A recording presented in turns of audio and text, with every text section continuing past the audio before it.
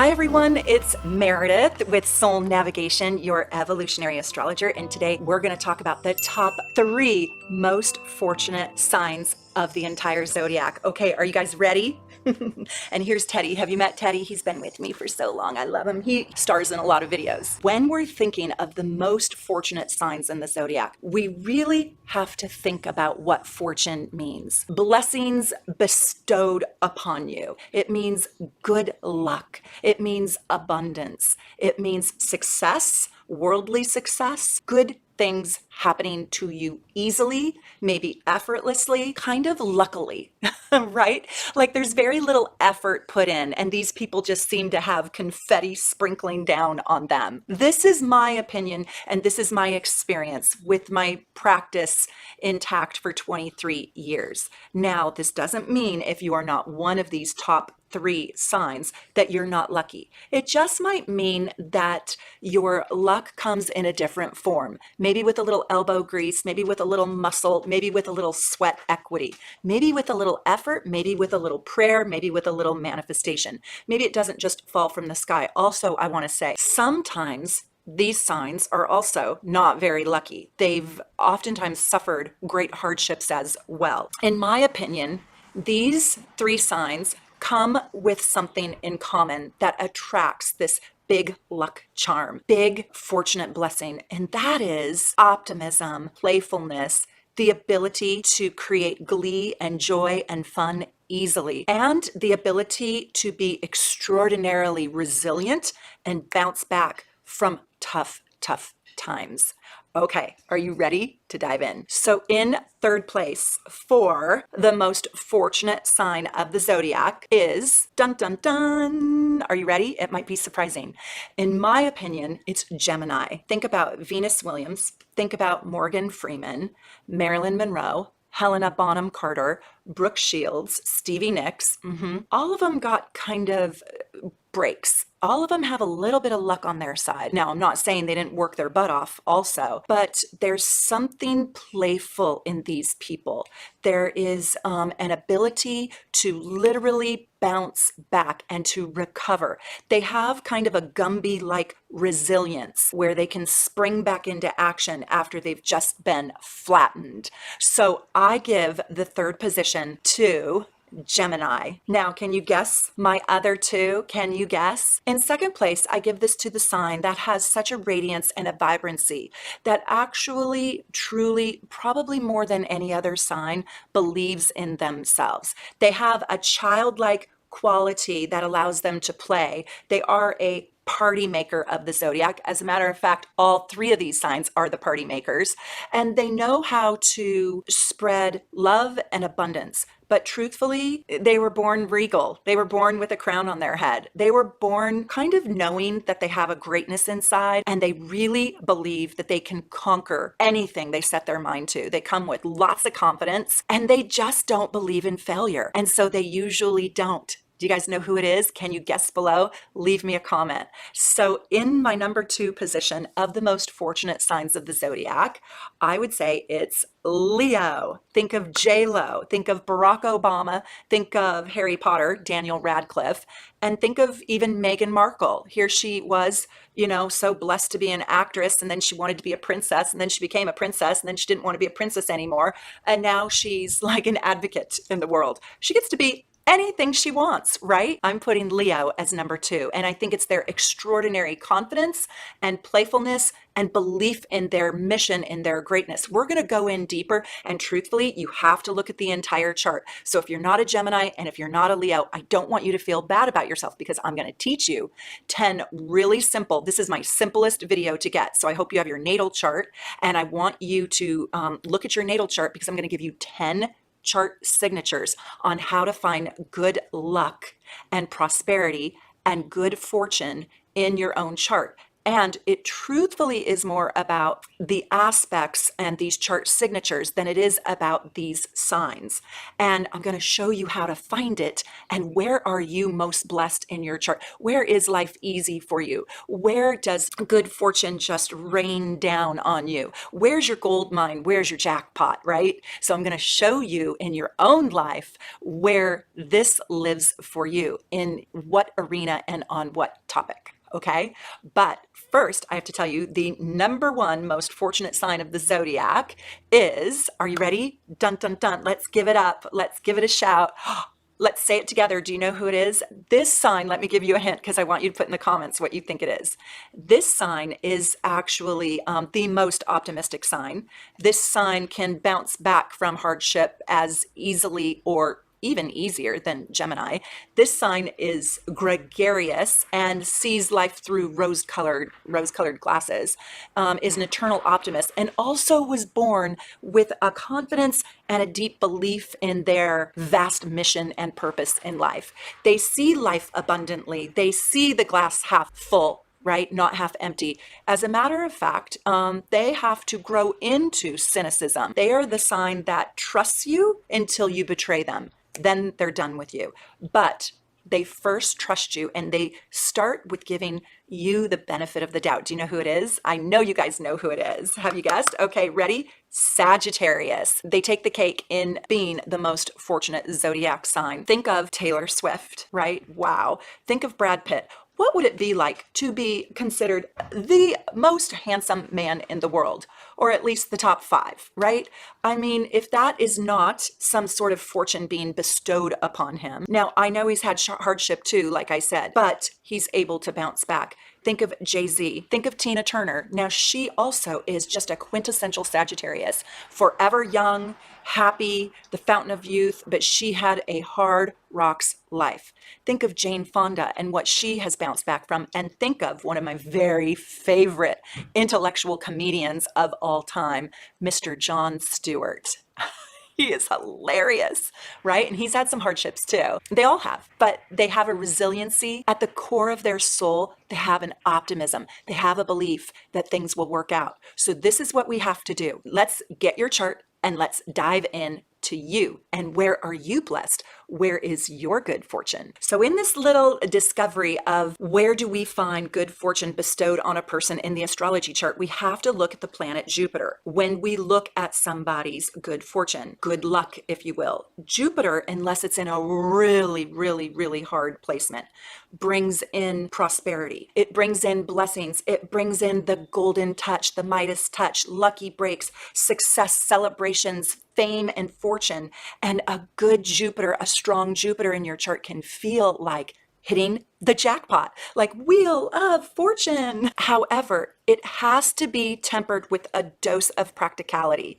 Like having a strong Saturn in your chart actually brings in more good luck because it grounds you. And having Jupiter in a more conservative sign emboldens it in your chart, like having it in Capricorn or Taurus or Scorpio or even Cancer, because it creates a humility. It creates a little bit of a groundedness. If you have too much Jupiter in your chart, you could really fall off the edge of the cliff because you can't see where the boundary is. Too much of a good thing can be really, really bad. And that's the downside of Jupiter. If you have too much Jupiter and you have too much arrogance and too much grandiose narcissism, it's hard to attract that good luck to you because your own personality and its narcissism sabotages that very aspect. So we want some humility in the chart too. So I'm going to show you how to find this. Now, some people, like I said, make their own luck and they don't rely on the heavens. And wow, let's appreciate them and let's bless them, right? I call that man-made. I call that self-made. I call that having the guts and the grit. Some people are more fortunate than others. Life is not fair, right? It is a little bit dangerous to just say, oh, those are the 3 lucky signs and everybody else isn't,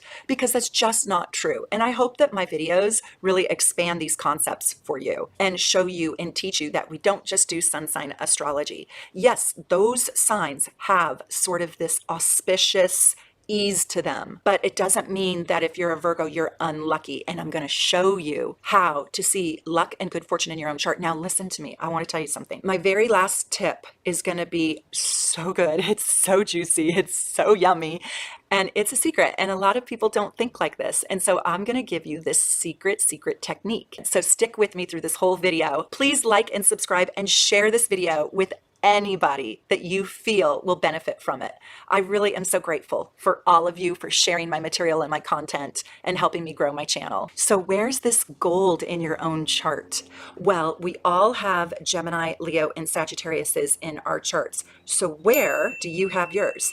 What house do you have these signs in? Because these houses run on more optimism. This is where you can be lighthearted. This is where you can have a good attitude. This is where you can vibrate with positivity. And so this is where you will attract lucky breaks and celebrations easily in your life. So in order to get really good at this, you have to know what the different houses mean. If you don't know what the houses are, I have a video on it, Sun Through the Houses, and I want you to go watch that because that video will teach you what each house means in great depth. Those houses are your lucky houses. Those houses are sort of effortless unless you have Pluto or Saturn in those houses, or even Uranus. If you have Uranus, Pluto, or Saturn in your houses of Gemini, Sagittarius, or Leo, then that kind of dampens it a little bit. It grounds it. Hopefully not too much. Now, if you have Jupiter in one of those houses, that's fantastic, but we'll get to that, okay? That's a little snippet. Technique number 2, do you have Jupiter on the ascendant by 5 degrees, either in the 12th house or the 1st house? So if your Jupiter is within 5 degrees of the degree of the ascendant, and if you have my gorgeous chart, my natal chart, if you don't,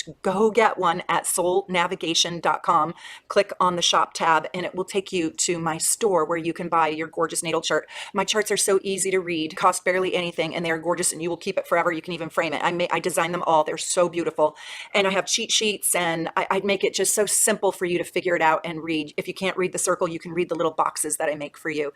And I designed it so you won't find another one like that on the internet. I just really love mine and I think they're easy to work with. So you can get one if you need one. There is your degree of the ascendant. So is Jupiter near to your ascendant within 5 degrees, either above or below, either in the 12th house or the 1st house? Or is Jupiter anywhere in the 1st house? Absolutely anywhere. It can be at the very tail end of the 1st house, and this still is applicable. If you have Jupiter on the ascendant within 5 degrees, this person was born with a great deal of blessings and happiness and joy and good fortune. And they have an expanded vision of themselves and their life. And they believe in themselves usually. They believe in what they are capable of. They believe that they can go beyond their own capabilities. They don't see limitations in themselves. Now that can be a problem if you don't have something that grounds it. If it's just pie in the sky, then you're going to probably overdo it in your life. But they have this expanded vision of themselves, and they were oftentimes born a king or queen in their life. They feel regal. They feel like there's something special inside of them. Now, not all of them are arrogant. Sometimes they don't know this until the world has worked with them a little bit and has shown this to them. And then oftentimes they become that very optimistic energy. So is this you? If this is you, please leave a comment for everybody to learn from. Do you have Jupiter on the ascendant? And did you feel like you were born kind of lucky? Did you feel like you got good cards to work with in life? You're holding 21 in your hand at the blackjack table. Despite the hardships in your life, you're capable of overcoming them. Do you feel kind of lucky and a little bit powerful? Tell me. And if you don't feel that, tell me where your Saturn and Pluto is. This usually comes with somebody who has a very broad mind. I want you to think of the underwater explorer and inventor, Jacques Cousteau. He was a pioneer, brilliant and amazing. His Jupiter was just 1 degree away from his ascendant in the 1st house. Yes, and not only was he so blessed, he got to live out his dream, and he went way beyond what even his own imagination could create. But he also blessed the entire world with his explorations. And so oftentimes people with this big good fortune, they usually also are big give backers. They pay it forward. And oh my gosh, speaking of paying it forward, are you a super supporter? If you're not, it's not too late to join. The link is down below in my notes, but I just wanted to say I love my super supporters and I am so grateful for all of you. It's only 25 cents a day to join this channel as a super supporter. And oh my gosh, I love you. Are you coming to my party? I hope you're coming to my party. It's going to be so much fun. I'm going to teach you how to make simple predictions at my party. We still have room. It is on July 24th at 2 p.m. Pacific time. You need your natal chart, and if you can get your progress chart, you should. You can get a free one on the internet, or I'll make you a gorgeous one.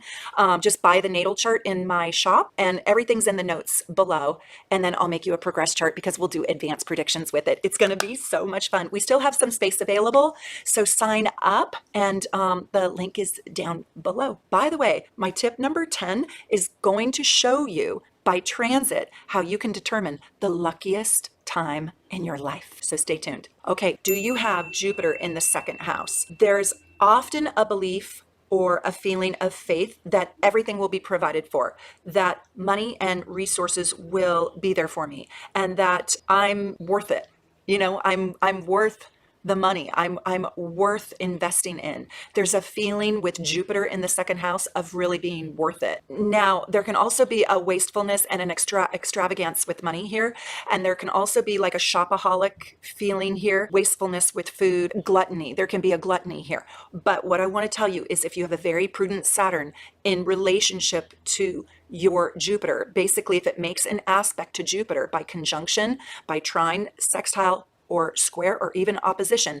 And if it's in a more prudent sign, also Capricorn, Virgo, Taurus, Cancer, or Scorpio, it's going to mute it and it's going to allow for resources to actually grow. If you have kind of an unhinged Jupiter in the second house, let's say you have it in Sagittarius, Jupiter and Sagittarius in the second, and it's not in relationship really to anything that grounds it, like Saturn is pretty much what I'm talking about, then it can be like you don't plant your flower seeds in the soil. You just sprinkle them on top and they might grow and they might blossom, but they don't take root, and it's harder to build with your resources and your financial abundance. So you might squander it. So that's where good fortunes, right, can also be bad. They can also turn out badly. So we need to look to Saturn a little bit to see if there's like a stabilization around your good fortune, or is your good fortune up and down and fleeting? Oh my gosh, I have to tell you guys, I'm getting new reports and you are going to love, love, love, love, love them. Check back at my store at soulnavigation.com. And when you click the shop tab, go to astrology charts and reports. You are going to love them. They're not there quite yet. I'm building them out, but there's going to be an advanced gold package for those people who want to just take a look a little deeper at astrology and their natal charts. You're going to get a future predictions report. It's going to be fantastic. Oh, and I'm also going to have 2 different Chiron reports. So you guys are going to love it. I'm so excited for you guys to get your reports where you can just go deep, deep, deep and peel the onion and discover the secrets about your soul. What does your soul's contract say about you? Tip number 4, do you have Jupiter in the 10th house or on the MC? And the midhaven is that dark line in my chart between the 9th and the 10th house. And this usually creates mass success and even possible fame and fortune. And this gives somebody like an abundance of popularity, world achievement success. This is like a massive lucky placement for success.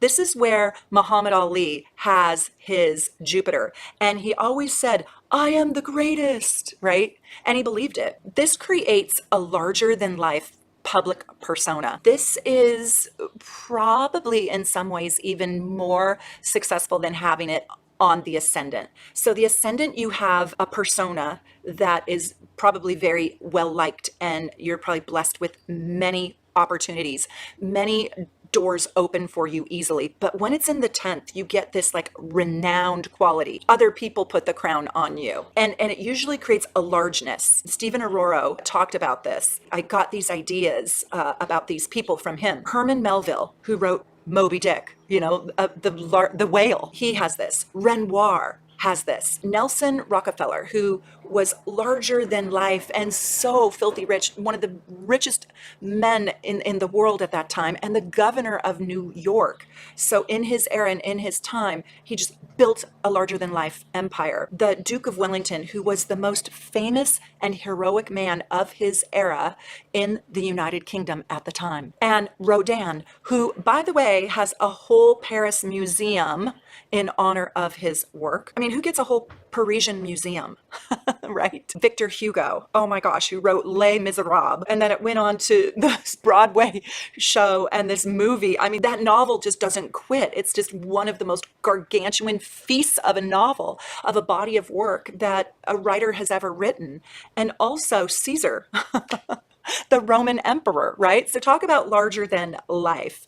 That is gargantuan. So do you have Jupiter in the 10th house? And have you experienced this feeling? Are you really good at something? Are you renowned? Are you known for something? Do you have a persona or a personality that is quite successful in your own genre? Okay, tip number 5. Does Jupiter make a conjunction, a trine, a sextile, or even a square or opposition to your sun sign? Tell me, tell me. Leave a note below and let me know, because this is pretty blessed and pretty fortunate. By the way, I only use the square and the opposition in relationship to Jupiter with the sun, not other planets. So we'll get to that in a minute. This creates abundance. Find the houses that the sun and Jupiter are in, and that's where the ease and the blessings come from. That's the subject matter. So if it's in the 4th house and 10th house, well, then your blessings are both with your family and with your career or your great work in life. Jupiter in relationship to the sun by one of those aspects creates this razzle dazzle. Do you guys remember razzle dazzle? Richard Gere sang it in Chicago. But this creates this expansive and abundant and confident, this ooze of success and fame and ease. This is like gold rains down on you with this placement. And if you do have your sun in relationship, look at your Jupiter and look at the degree of Jupiter. Now, I want you to go around and see where your sun is and see if your sun and Jupiter have the same degrees within 10 degrees. If your Jupiter is at 10 degrees, let's say, then your sun would need to be between 0 and 20 degrees. Now, you guys know that a conjunction means they're next to each other. Do you have Jupiter in Virgo at 10 degrees and your sun in Virgo at 5 degrees? That's a conjunction.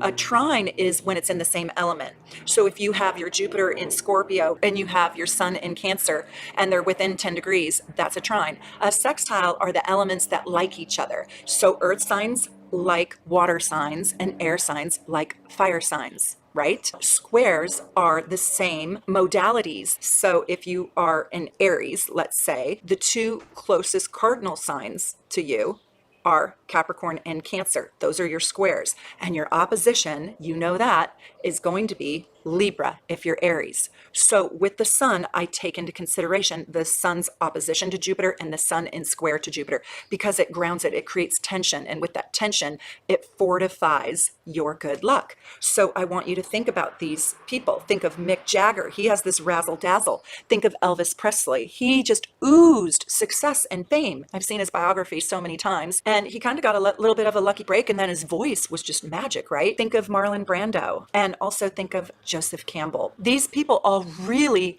shaped a corner of the world, didn't they? And their legacies and legends all in their own right.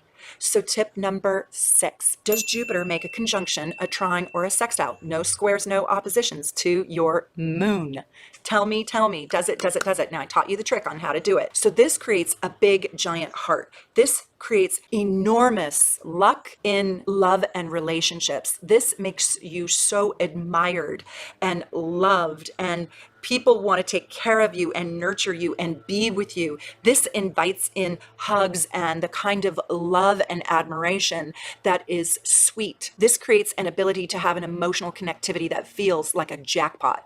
Think about how many people are so lonely and sad out there because they can't connect into others, or they're not lucky in love. This Jupiter moon aspect creates lucky in love and all kinds of love, platonic love and romantic love. But think of Warren Beatty. I mean, I heard that Warren Beatty had more affection than any other man in all of Hollywood. Think of Nikola Tesla and how admired he was. Think of Jack Nicholson. I mean, he was just revered as an actor. And I know he played the evil villain, but people just loved him, right? Basically, this moon aspect creates a big, fat, lucky, giant heart, a Santa Claus heart, a generous heart. So generosity is just bestowed on these people. Do you have this aspect? Let's create a dialogue where other people can learn from you. Share your stories here. Please share your stories in the comment sections below. Okay, tip number 7. Does Jupiter make a conjunction, a trine, or a sextile to Venus? No oppositions, no squares. This creates so much immense popularity, and it oftentimes creates just a breathtaking gorgeousness.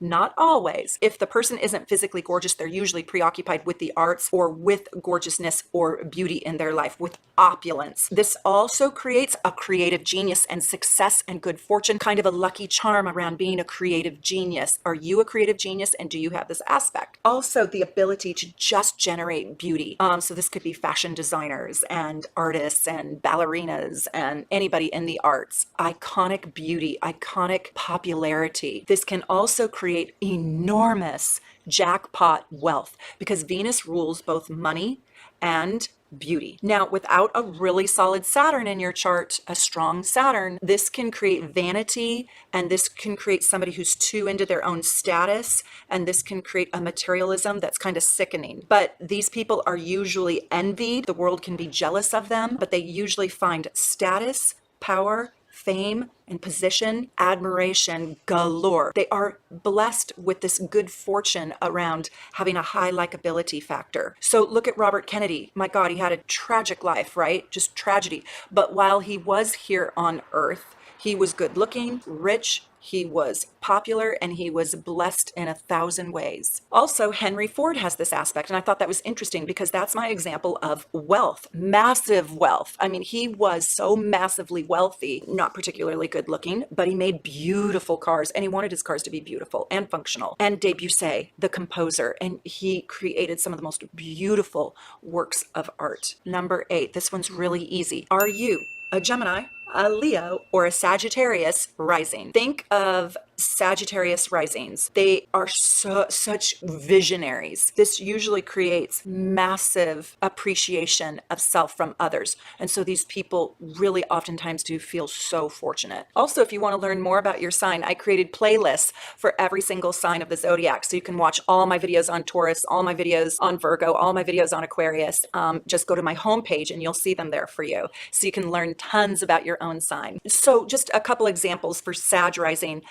Leonardo da Vinci was Sagittarius rising, and Michelangelo was. Also Eleanor Roosevelt, and while not everybody knows about her, but she was the single most popular first lady until probably Jacqueline Kennedy. She just changed the whole of the United States, and she was such a humanitarian, and she was beloved, absolutely extraordinarily beloved. In some ways, she was even more popular than her husband. Now, if you're feeling a little bit lost and you want help reading your chart, I cannot recommend enough getting a reading from somebody on my team over at soulnavigation.com. Just click on book a reading. You can see my readers. They're absolutely amazing, gifted, talented. We've got mediums, tarot card readers, and pretty much everybody is an astrologer, and they can help you read your chart. And you can pick out the reader of your choice over there. They're wonderful. They will help you, they will teach you, and they will astound you. They are amazing. Okay, tip number 9 is really, really interesting. I'm going to teach you in this tip, or technique, I should say, when good fortune will shine down on you. And then my next tip is going to be the luckiest time in your life. But this is going to show you good luck moments. If you don't have any of those aspects natally that I've already talked about in your natal chart, so look at your sign on the ascendant. Look at the sign or signs in your second house. Look at your sun sign and look at the sign on your midheaven. That's the line between the 9th and the 10th house. And then look at the signs in your 10th house. Okay, did you guys get all that? Now, when transiting Jupiter crosses one of those placements, your ascendant, your second house, your sun sign, your MC, and the 10th house, when Jupiter goes across, transiting Jupiter goes across one of those points in your chart, that is when the golden confetti wants to rain down on you. That is one of your most fortunate time periods. That is when good luck shines down on you. That's when you get your payouts. That is your lucky time. That is your moment to shine. That's when you will step into your abundant power. Look to see where Jupiter is at right now we have Jupiter at 1 degrees Pisces. So if you have Pisces at 1 degree in any of those positions, in your second house, on your ascendant, at the MC, if your sun sign is at 1 degree, or within 0 to 10 degrees, if you've got Pisces in your 10th house, well, then this right now at this particular time on July 8th, 2021, you're standing in this good luck charm. And again, if you guys want a reading, just go to soulnavigation.com and book a reading with one of my most brilliant readers. They are amazing. So tip number 10, this is a little bit advanced. I think everything else was pretty straightforward. And I hope you guys will leave a comment and let me know where your placements are. If you feel like you can see the good luck in your life, in your chart, this is so powerful. This is such an amazing time in your life. And it happens every 12 years. It's when you have a Jupiter return. Yes, it's just like a Saturn return, but it's a Jupiter return. So it's like a good luck returns to you. Now you have to look at your own Jupiter and look up the sign and look up the degree, okay? Right now, Jupiter is at that 1 degrees Pisces. Jupiter spends about 1 year approximately in each zodiac sign. So if you have Jupiter between 0 and 10 degrees, you're having a Jupiter return. But because Jupiter is at 1 degrees Pisces right now, the math is really easy for us to do. You also know that in 12 years' time, it's going to return back to this same place. Now you should calculate it exactly by using an ephemeris or looking it up in Jupiter tables online. Aries comes after Pisces. In about 1 year's time, people who have Aries at 1 degrees will be having their Jupiter return. And in about 2 years' time, we know that people who have Taurus and Jupiter at 1 degrees will be having their return. Sometimes it takes the full year, sometimes it doesn't. It depends on those retrogrades because Jupiter spends a big portion of its time retrograding. But look up your Jupiter return date because this is no small time for you. This is a phenomenal time for you. This is when you are standing in your blessings and your good fortunes. When you have a Jupiter return, this is a time when you will really probably feel optimistic. The golden confetti shining down, raining down on you. You'll feel yourself standing in a spotlight. Now, whatever house it takes place in is usually the subject matter that this good fortune finds you. Oh my gosh, I hope you guys got it. Did you get it? Tell me you got it. Did you guys understand all this? I hope so. And I hope that you're learning astrology so much because it's so my pleasure to teach you. Please become a subscriber and be a super supporter. It's 25 cents a day and you get tons of free perks, including your deep dive natal report. You get your horoscope for an entire year based on your chart, and you get all my free secret videos and my invitations to my parties. And I hope you're coming to my party Saturday, July 24th at 2 p.m. I'll see you there. Mwah. Take good care. From my home here in Seattle to wherever you're at in the world, I wish you the very best.